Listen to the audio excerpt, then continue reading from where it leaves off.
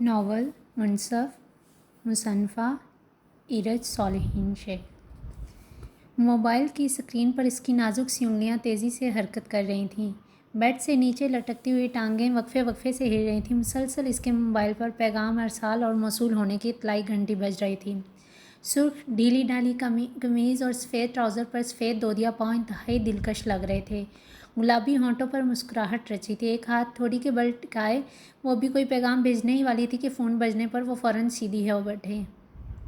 ہاں اب بتاؤ کیا بتا رہی تھی؟ اس کی آواز میں سنجیدگی رچی تھی۔ بتا نہیں رہی، پوچھ رہی تھی، کائنات نے خفگی سے جواب دیا۔ میں سن رہا ہوں۔ احمد مزید سنجیدہ ہوا۔ تم نے اپنے گھر والوں سے بات کی؟ میں کرنے ہی والا تھا پر اچانک سے ہمیں اطلاع ملی کہ پھپھو کی ڈیتھ ہو گئی ہے تو ہمیں وہاں جانا پڑا۔ اب ایسے موقع پر تو میں خود غرضی نہیں دکھا سکتا نا Kainat. Oh my God, I am sorry Ahmad, مجھے لگا۔ کائنات شدید شرمندہ ہو رہی تھی۔ جو تم سمجھ رہی ہو وہ کبھی بھی مت سمجھنا۔ احمد کے لہجے میں بھی خفگی در آئی تھی۔ Okay I promise. اور پھر اس کے بعد وہ دونوں ادھر ادھر کی باتیں کرنے لگے۔ کائنات پھر سے بیڈ پر نیم دراز ہو گئی اور وہ دنیا ما فیہا کی فکر سے بے نیاز اپنے رب کے سب سے ناپسندیدہ فعل میں مصروف تھے جس کا انجام ہمیشہ برا ہی ہوتا ہے۔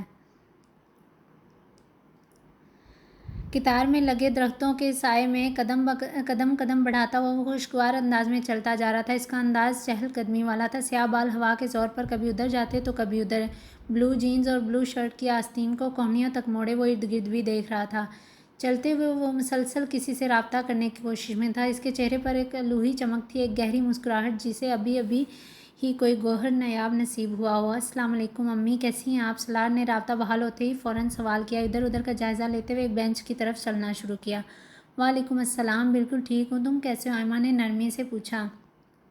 میں بھی بالکل ٹھیک ہوں، آج شام کو جا رہا ہوں میں زریز کے گھر۔ سچ بتاؤں امی، تو جب مجھے پتہ چلا کہ زریز میرا کزن اور آنٹی ہی ہماری خالہ، تو اب ان کے گھر جانا بہت عجیب لگ رہا ہے۔ آپ نے ہمیں پہلے کیوں نہیں بتایا کچھ؟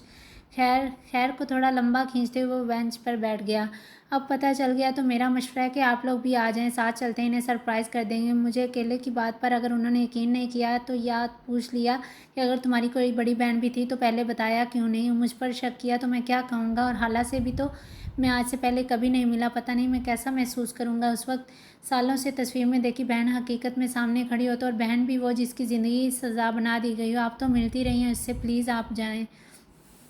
آپ آ جائیں۔ سالار نے ایک بار جب کہنا شروع کیا تو کہتا ہی چلا گیا۔ خاموش تب ہوا جب فون پر ایک گہرا سانس بھرنے کی آواز ابھری۔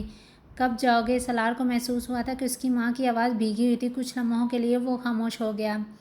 آج شام کا کہا ہے میں نے اسے آپ کو ادھر پہنچنے میں 4 – 4.5 گھنٹے لگ جائیں گے۔ میں انتظار کر لیتا ہوں، ہم ساتھ چلیں گے، سالار نے سوچتے ہوئے ٹھہر کر کہا۔ ٹھیک ہے، میں تمہارے بابا سے کہتی ہوں ہم آتے ہیں، مجھ سے بھی اب مزید صبر نہیں ہو سکتا۔ جی امی، پھر آپ وقت ضائع نہ کریں، ابھی نکلیں گے تو شام تک ہی یہاں پہنچیں گے۔ اللہ حافظ، آپ سب کے آج آنے کے بعد بات ہوگی، بالکل آرام سے۔ اور ہاں، اپنے سارے آنسو سنبھال کر رکھیں، اب اپنی بہن کو دیکھ کر بھی بہت جذباتی ہوں گی میں جانتا ہوں۔ کچھ یاد آنے پر اس نے فون رکھتے رکھتے بات کو مزید طول دے دی تھی۔ ہاں، اب اتنے سالوں بعد بہن سے مل کر جذباتی ہونا تو ہے ہی نا۔ اچھا ایک بات بتاؤ، ایما کی آواز بھی شرارتی ہونے لگی۔ پوچھیں؟ سامنے درختوں پر چہکتی چڑیوں کو دیکھتے اس نے مسکراتے ہوئے پوچھا۔ آسمان بالکل صاف تھا، ابر سے پاک۔ تمہارے دوست کی کوئی بہن بھی ہے کیا؟ ایما نے بظاہر سنجیدگی سے پوچھا تھا مگر من ہی من میں وہ مسکرائے جا رہی تھی۔ کون سے دوست کی؟ میری بہن کی ہو تو یہ پوچھے نا۔ جی ہے، چھوٹی سی۔ سالار مکمل سنجیدہ تھا۔ یہ تو اچھی بات ہے، کیا نام ہے اس کا؟ ایما کی مسکراہٹ گہری ہوتی جا رہی تھی۔ لیزے؟ پر کیوں؟ اس میں اچھی بات کیا؟ مجھے سمجھ نہیں آیا۔ کچھ بھی نہیں، میں آ جاؤں ادھر پھر بتاتی ہوں، ٹھیک ہے؟ پرور کچھ بھی نہیں، تم دیر کروا رہے ہو۔ سالار فون رکھو فوراً۔ ایما اسے ڈانٹتے ہوئے فون رکھ چکی تھی۔ کال منقطع ہونے کی آواز پر سالار نے حیرت سے فون کو دیکھا تھا۔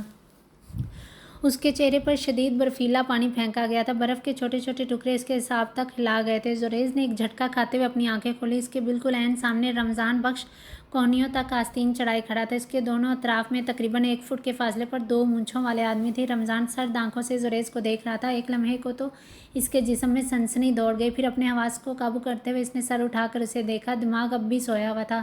سامنے کھڑے شخص سے وہ انجان تھا، اغوا کیے جانے کے مقصد سے لا علم۔ اس کا دماغ مختلف تانے بانے بن رہا تھا۔ سردی میں ٹھنڈا پانی اس کے حواس جلا گیا۔ سر کو دائیں بائیں جھٹکتے ہوئے اس نے بالوں سے پانی کی سرد بوندیں ہٹانی چاہی تھیں۔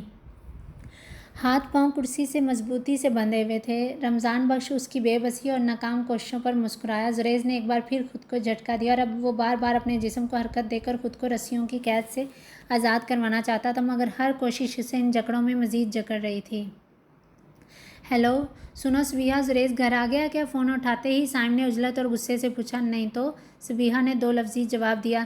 نہیں آیا؟ سائم نے اب کی بار حیرت اور فکر سے پوچھا۔ نہیں، کیوں؟ کیا ہوا؟ اسے گھر آنا تھا کیا؟ اور سائم کا دل چاہا کہ وہ کال ہی کاٹ دے۔ نہیں، اسے گھر نہیں آنا تھا بلکہ یہیں رہنا تھا۔ میں کسی کام سے اسے دکان میں چھوڑ کر گیا تھا اور وہ صاحبزادہ نہ جانے کہاں چلا گیا۔ سارا سامان یوں ہی کھلا چھوڑا ہوا ہے، دکان کا شٹر تک نہیں گرایا، کچرا تک نہیں سمیٹا۔ صبیحہ کو سمجھ نہیں آیا کہ زیادہ غم کس بات کا، دکان کو خالی چھوڑ کر چلے جانے کا یا کچرا نہ سمیٹے جانے کا۔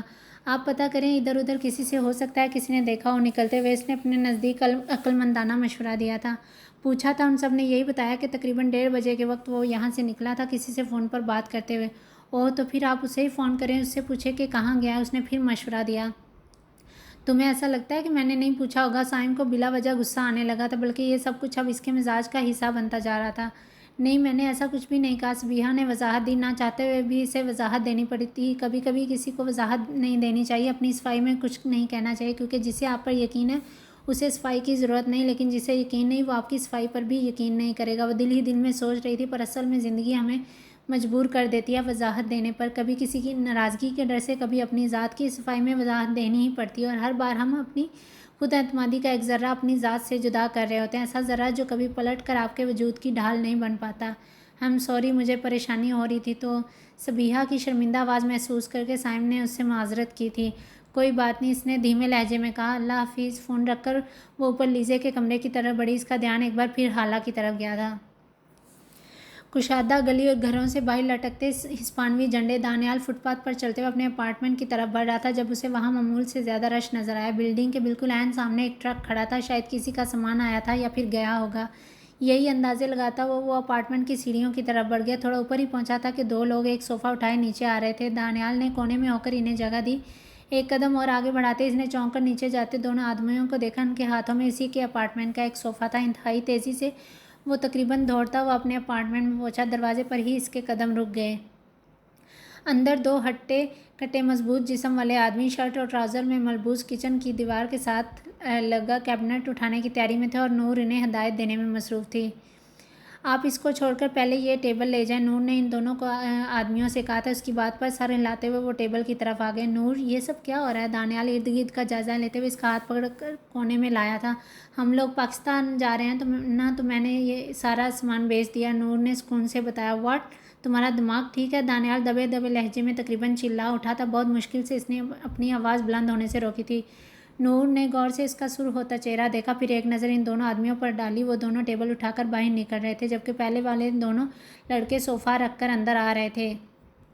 نور سر جھٹکتی دانیال کا بازو پکڑ کر اسے کمرے میں لے گئی تھی۔ اس میں دماغ خراب ہو جانے والی کون سی بات ہے؟ ہمارے پیچھے اس سارے فرنیچر کا کیا ہوگا؟ اور تم اتنا سینٹی نہ ہو، میں نے ان سے بول دیا ہے کہ بیڈ روم سیٹرڈے کو اٹھانا ہے، ہم سیٹرڈے کو ہی جا رہے ہیں نا۔ اور تم خود سوچو، پاکستان شفٹ ہونے کے بعد یہاں آنا ممکن ہوگا، اور ہم جب بھی آئیں گے تو ماما بابا کے پاس رہیں گے۔ نور نے بہت سنجیدگی سے اسے سمجھانے کی کوشش کی۔ لیکن تم نے مجھ سے پوچھنا تک ضروری نہیں سمجھا؟ دانیال ابھی تک رنجیدہ تھا۔ اپنے گھر کے چھوٹے چھوٹے فیصلے لینے کے لیے بھی کیا مجھے یہ تم سے باتیں پوچھنی پڑیں گی؟ نور شدید روحانسی ہو چکی تھی، اس کی آنکھوں میں آنسو جھلملانے لگے۔ دانیال نے افسوس سے اس کی طرف دیکھا۔ سوری، تم مجھے بتا دیتی۔ دانیال حقیقتاً شرمندہ ہو چکا تھا۔ نہیں، میری ہی غلطی ہے، سارا قصور ہی میرا ہے، میں نے یہ سب کچھ اپنا سمجھ لیا تھا، مجھے نہیں سمجھنا چاہیے تھا۔ اس کے آنسو تواتر سے بہنے لگے۔ ایسی بات نہیں ہے نور، سب کچھ تمہارا ہی ہے، اب رونے کی ضرورت نہیں ہے، ٹھیک ہے؟ میں باقی کا سامان بھی اٹھوا لوں۔ دانیال کی بات پر وہ آنسو پوچھتی ہوئی کمرے سے باہر نکل گئی۔ پیچھے کھڑے دانیال کو خود پر شرمندگی محسوس ہوئی۔ کہاں ہے حالہ؟ جواب دو، رمضان زریز کے کندھے کو پکڑتے ہوئے پوچھ رہا تھا۔ زریز نے چونکتے ہوئے سر اٹھایا۔ کون حالہ؟ اس نے جس طرح سے لا تعلقی کا اظہار کیا تھا، ایک لمحے کو تو رمضان بخش کے دل نے بھی کہا تھا کہ اس شخص کو کچھ علم نہیں، مگر دوسرے ہی لمحے اس کے چہرے پر کرختگی آنے لگی۔ انجان مت بنو، جو پوچھا ہے وہ بتاؤ۔ بغیر لحاظ کیے اس نے ایک بار پھر پوچھا۔ نظریں زریز کے چہرے پر ہی جمی تھیں۔ میں کیوں انجان بننے لگا؟ مجھے کیا پتا کون حالہ؟ میں تو تم سب کو بھی نہیں جانتا، میں تو اپنی دکان میں جھاڑو لگا رہا تھا اور تمہارے آدمی مجھے یہاں پکڑ کر لے آئے۔ زریز رمضان کو دیکھتے ہوئے انتہائی جارحانہ انداز میں بول رہا تھا۔ میری بات سنو غور سے، میں تم پر تشدد نہیں کرنا چاہتا، مگر یہ مت سمجھنا کہ مجھے تشدد کرنا آتا نہیں ہے۔ سیدھی طرح بتا دو کہاں ہے حالہ؟ رمضان نے اس کے کندھے پر دباؤ بڑھاتے ہوئے دھمکی دی، بھائی جان آپ مجھ پر تشدد کریں یا نہ کریں، میں حالہ کے لام تک کو نہیں جانتا تو حالہ کا کیسے بتا دوں یا اللہ۔ آخر میں یا اللہ اس نے بہت درد سے کہا تھا، اسے کچھ دیر کے لیے اکیلا چھوڑ دو اور تم دونوں بھی آ جاؤ۔ اپنے دونوں آدمیوں سے کہتا وہ باہر نکل گیا، اس کے پیچھے وہ دونوں موجدار بھی باہر چلے گئے۔ زوریز ان کی پشت کو دیکھتا رہ گیا، شاید یہ وہی لوگ ہیں جن سے بچ کر حالہ بھاگ رہی تھی، میں کسی بھی صورت میں اس کا نہیں بتاؤں گا۔ بیٹھے بیٹھے زوریز ایک فیصلے پر پہنچ گیا تھا۔ موسلادھار بارش کے بعد ہر چیز دھل کر شفاف ہو گئی تھی، خوبصورت اور چمکیلے آئینے کی طرح، یوں کہ آپ کا عکس بھی اس میں سما جائے۔ ہوا کے زور پر لہراتے درخت اور کھلکھلاتے پرندے، حویلی کے باغ میں بچے خوشی سے چہکتے پھر رہے تھے۔ حالہ، دانیال، عزیز، کائنات اور ندا، عزیر، کائنات اور ندا، باقی سب بڑے دور سے ان بچوں کو دیکھ رہے تھے۔ 8.5 برس کی حالہ زمین پر اکڑی کھڑی تھی، رخسانہ سے نالاں، بارش رک جانے کی وجہ سے ناراض، منہ پھلائے اندر جانے سے صاف انکاری۔ رخسانہ اپنے ہاتھ پھیلائے مسلسل اسے اندر لے جانے کی کوشش کر رہی تھی۔ نواز سب بچوں کو ڈانٹتے ہوئے انہیں اندر بھیج رہا تھا، حالانکہ ناراضگی میں کوئی کمی نہیں آئی تھی۔ رخسانہ نے ایک بار پھر کوشش کی، نواز انہی کی سمت آ رہا تھا۔ یہ منظر تھا تو عام سا، مگر کچھ دور کھڑی حور جہاں کو سخت زہر لگ رہا تھا۔ نواز کی وجہ سے رخسانہ حالہ کو کچھ کہنے سے مجبور تھی۔ رخسانہ نے جھنجھلا کر حالہ کا ہاتھ اپنی سمت کھینچا اور اگلے ہی لمحے وہ زمین پر بیٹھ چکی تھی۔ رخسانہ نے بیچارگی سے نواز کو دیکھا، اسے پیچھے ہٹنے کا کہہ کر وہ خود اس کے پاس آئی۔ اس سے پہلے کہ وہ اسے اٹھاتا، حور جہاں کی آواز پر اپنے جبڑے بھینچ گیا۔ ارے بس کر دو اس کے نخرے اٹھانا، اس لڑکی کو اس کے حال پر چھوڑ دو، میری بچی کو ہلکان کیا ہوا اتنا تو اسے اس کے بچوں نے تنگ نہیں کیا جتنا یہ کر رہی ہے۔ سنو بچی، اپنی یہ اکڑ ختم کرو، گناہ گار کی اولاد ہو، آخر کس بات کی اکڑ ہے تمہیں؟ گناہ گار کو قدرے کھینچ کر لمبا کیا، اپنی ماں کی طرح اکڑ دکھانے کی ضرورت نہیں تمہیں، ورنہ اس کی طرح تمہیں۔ بس کر دیں تائی جان، بس بہت ہو گیا، اپنی بہن کی اکلوتی نشانی کے لیے میں ایسی سخت زبان ہرگز برداشت نہیں کروں گا۔ حور جہاں کی بات کو درمیان میں ہی کاٹ کر وہ گویا ہوا۔ رخسانہ خوف زدہ سی پیچھے کھڑی سے چیختے ہوئے دیکھ رہی تھی، حالہ کے لیے وہ ایسے ہی جارحانہ ہو جایا کرتا تھا۔ نواز، مانا کہ تم اب سردار ہو لیکن پھر بھی ابھی بچے ہو، میں نے اپنے یہ بال دھوپ میں سفید نہیں کیے ہیں، ایک عمر گزاری ہے، پوت کے پاؤں پالنے میں ہی نظر آنے لگتے ہیں، اس بچی کے آتے اپنی ماں سے قطعی مختلف نہیں۔ نواز کو غصے میں بھرے دیکھ کر حور جہاں نے اپنے مخصوص نرم لہجے میں تیر برسائے تھے، نہیں ہے یہ اس جیسی۔ اس کی بات پر حور جہاں کے چہرے پر ایک تمسخر بھری مسکراہٹ آئی، جو بڑوں سے نہیں سیکھتی تو پھر انہیں وقت سکھاتا، اور وقت بھی زیادہ دور نہیں۔ نواز سے کہتے ساتھ ہی اس نے رخسانہ کو اشارے سے اندر آنے کو کہا، اور وہ متذبذب سی کھڑی کبھی نواز کو دیکھ رہی تھی تو کبھی اسے۔ وقت سکھائے نہ سکھائے لیکن میں اپنی اس حویلی میں اپنی مری ہوئی بہن یا اس کی بیٹی کے بارے میں کسی کے بھی منہ سے کوئی غلط بات نہیں سنوں گا۔ اس نے اپنے پیچھے کھڑی حالہ کا ہاتھ پکڑتے ہوئے رخسانہ کے قریب کیا، اس کا اشارہ سمجھتے ہی رخسانہ نے اس کا ہاتھ تھام لیا۔ اس بار حالہ نے بھی کوئی اعتراض نہیں کیا تھا اور اس کے ساتھ اندر جانے لگی۔ یہ چودھری شاہ نواز ملک کا حکم ہے اور ایک سردار کی حکم عدولی کی سزا تو پتہ ہے نا آپ کو ہماری روایتوں میں کیا ہے؟ آخر آپ نے بھی اپنے یہ بال دھوپ میں تو سفید نہیں کیے ہیں۔ نواز بھی مسکراتے ہوئے کہتا ان کے پہلو سے نکلتا چلا گیا، اور دھواں دھواں ہوتے چہرے کے ساتھ حور جہاں وہیں کھڑی رہ گئی۔ اتنا تو وہ جانتی تھی کہ اپنی بہن کو اتنی سخت سزا دینے پر بھی جب اس کا دل نہیں کانپا تو پھر اس کے بعد کسی اور سزا کی تو کوئی حیثیت ہی نہیں بچتی۔ یہ دوسری بات ہے کہ اس موقع پر اس کے دل کو پتھر کرنے میں بھی سب سے زیادہ ہاتھ اس کا خود کا تھا، لیکن اس واقعے کے 3 مہینے کے اندر ہی اندر یکے بدیگرے اپنے والدین کی موت نے نواز کے دل سے بچی کچھ نرمی تک نکال پھینکی تھی۔ ایک واحد جو رشتہ اس کے پاس بچتا تھا وہ حالہ تھی، نہیں معلوم کہ اس کی معصومیت کا اثر تھا یا خون کا۔ نواز اس کے لیے ایک ماموں سے بڑھ کر ایک باپ تھا۔ اس لیے سمجھداری اسی میں تھی کہ پہلے کی طرح وہ کوئی ایسا طریقہ اختیار کرتی جو چاہے دیر پا ہو لیکن اس کا اثر انتہائی تیز ہو، انتہائی تیز۔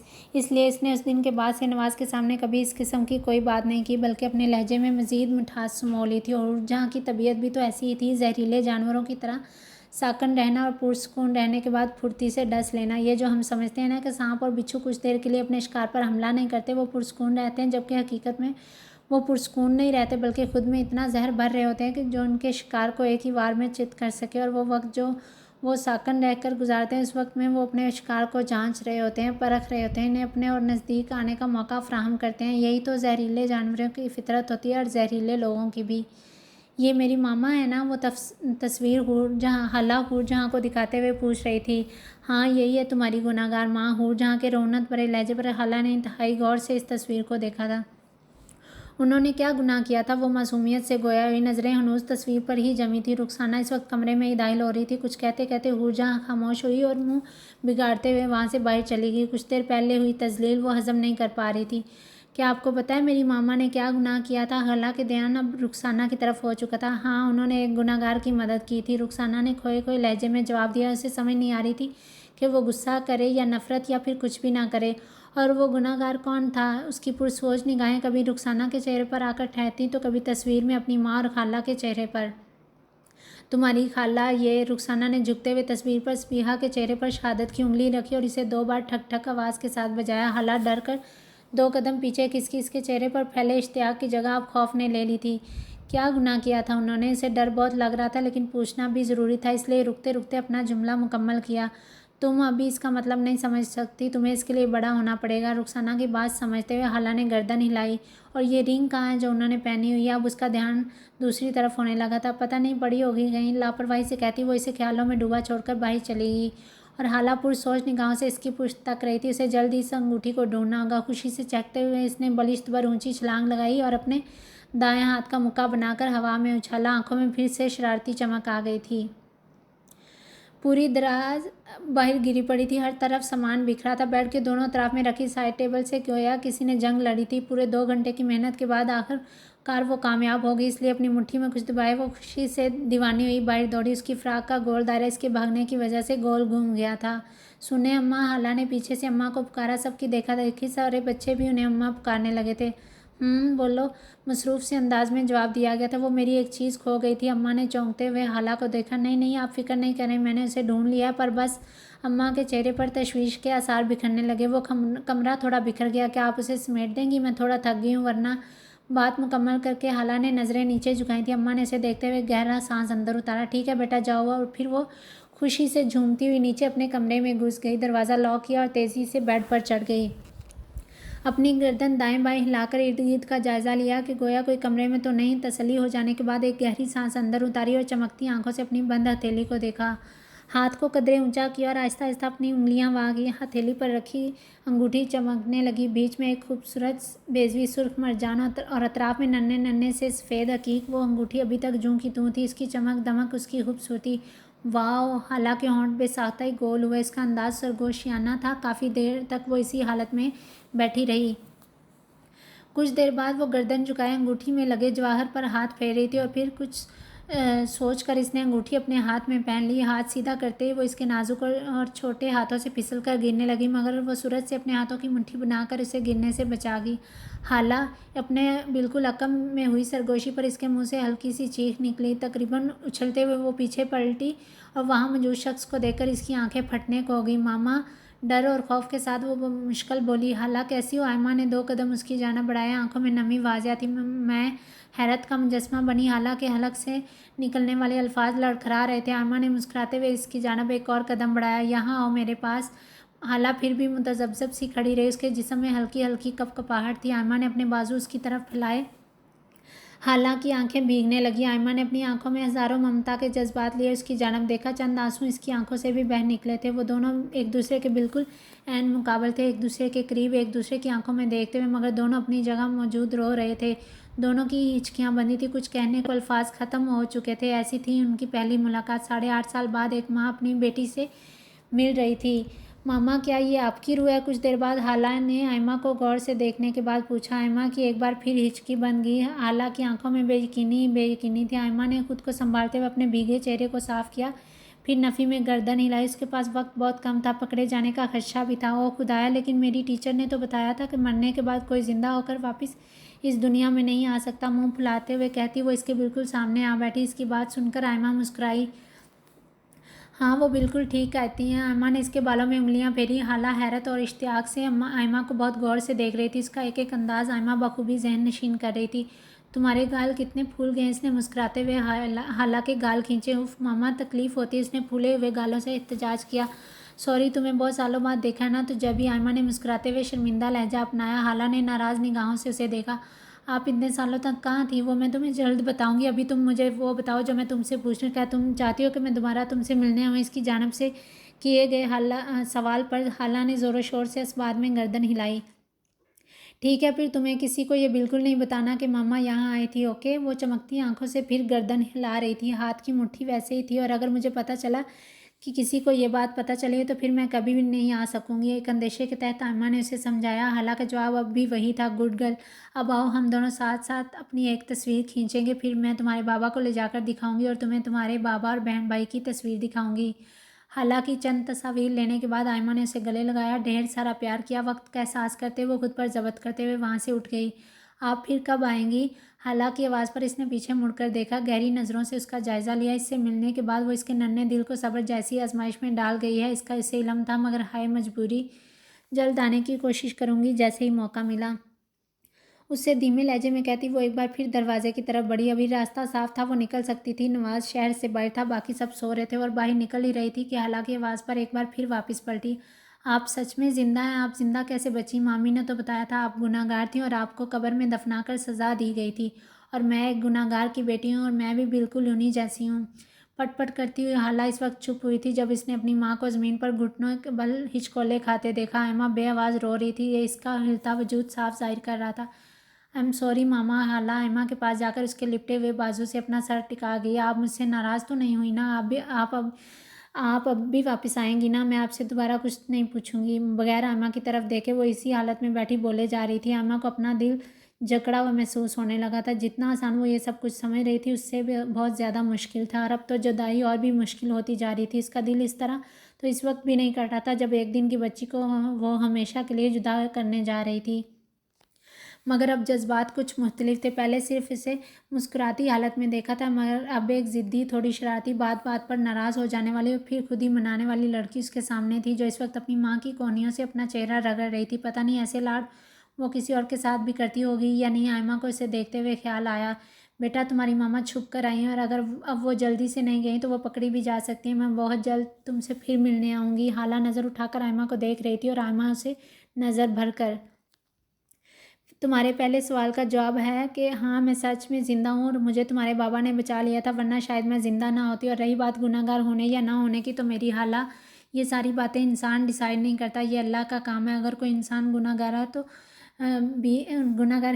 پھر بھی ہمیں اسے گناہ گار نہیں کہنا چاہیے۔ کیا پتہ وہ توبہ کرنے والا ہو۔ ہمارے بار بار اسے گناہ گار کہنے سے وہ مزید مایوسی میں گرفتار ہو جائے اور توبہ سے مایوس ہو جائے تو پھر گناہ کسے ملے گا؟ یقیناً اسے بار بار یہ ریئلائز کروانے والے کو کہ وہ گناہ گار ہے، جبکہ اللہ تو اتنا پیارا ہے کہ وہ اپنے گناہ گار بندے کا ویلکم بالکل اسی طرح کرتا ہے جیسے کہ ایک ماں اپنی بچھڑی ہوئی اولاد سے مل رہی ہو۔ یہ ہمیں سمجھانے کے لیے ایک مثال ہے تاکہ ہم بھی اسے تصور کر سکیں، محسوس کر سکیں۔ اور رہی میری بات، تو میں یہ بات آج نہیں بتاؤں گی، اس کے لیے حالہ کو تھوڑا اور سمجھدار اور بڑا ہونا پڑے گا۔ میں تمہارے سارے سوالوں کے جواب دے دوں گی، بس اس بات کو راز رکھنا کہ ماما تم سے ملنے آتی ہیں۔ اور پھر اس سے آخری بار مل کر وہ رکے اور پلٹے بغیر ہی کمرے سے باہر نکل گئی۔ حویلی سے تھوڑا دور اسکندر اس کا انتظار کر رہا تھا۔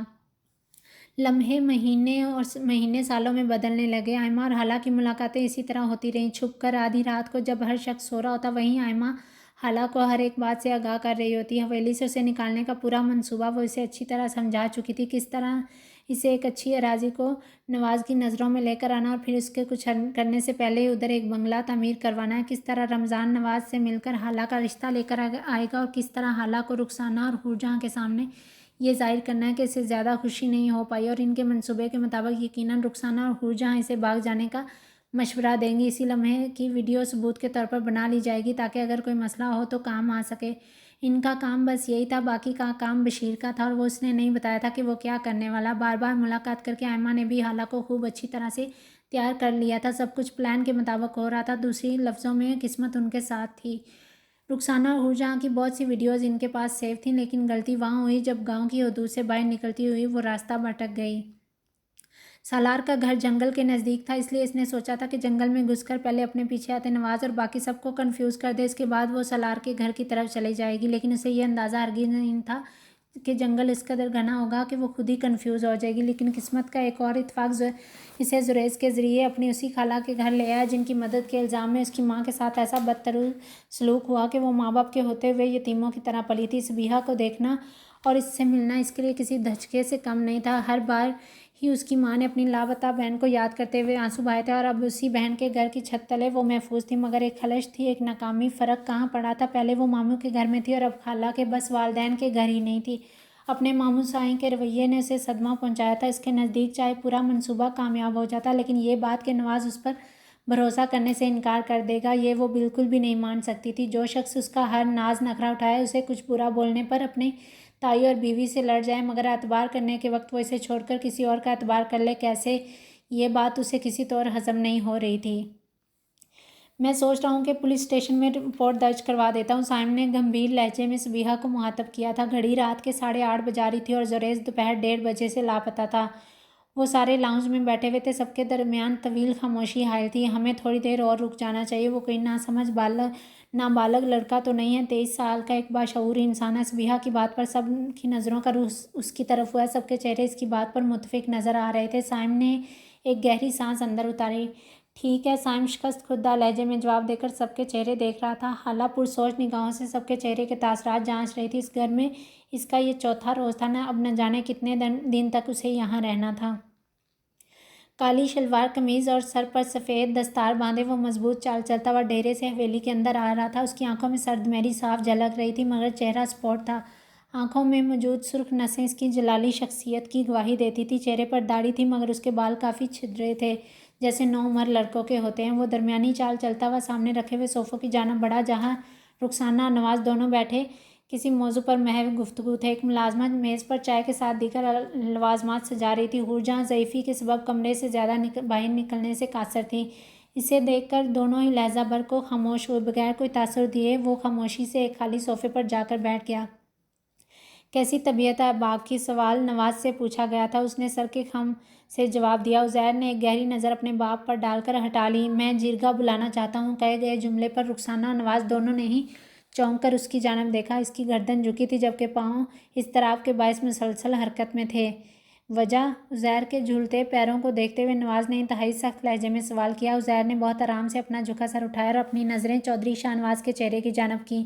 آپ بیمار ہیں، اب اس قابل نہیں رہے کہ مزید سرداری کے معاملات کو سنبھال سکیں۔ ہمیں آپ کی جگہ اب نیا سردار منتخب کرنا، اور آپ جرگے میں نئے سردار کا اعلان کریں گے۔ میں نے سارے اہم لوگوں کو دعوت نامے بھجوا دیے ہیں، کل شام کو جرگہ منعقد کیا جائے گا۔ جواب انتہائی نرم لہجے میں دیا تھا، اس میں بدتمیزی کا کوئی عنصر نمایاں نہیں تھا۔ لیکن عزیر، یہ نامناسب ہے۔ تم اگر اپنے نام کے ساتھ سردار لگوانا چاہتے ہو تو تم سردار ہو۔ رخسانہ نے سردار ہو پر زور دے کر اسے سمجھانے کی ناکام کوشش کی۔ دوسری طرف نواز کی سوئی تو ایک ہی جملے پر اٹک کر رہ گئی تھی۔ آپ بیمار ہیں، اب اس قابل نہیں رہے کہ مزید سرداری کے معاملات کو سنبھال سکیں۔ انہی الفاظ کی بازگشت اس کے دماغ میں گونجے جا رہی تھی۔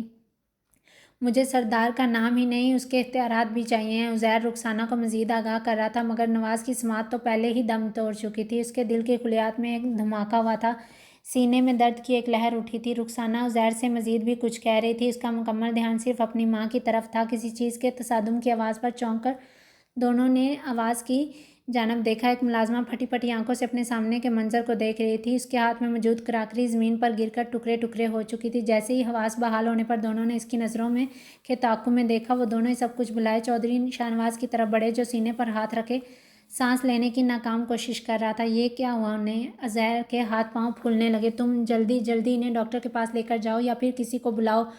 رخسانہ کی گھبرائی آواز پر سر اس بات میں ہلاتا وہ تیزی سے مردان خانے کی جانب دوڑا، تاکہ جلدی سے کسی اور کو بھی مدد کے لیے بلا سکے۔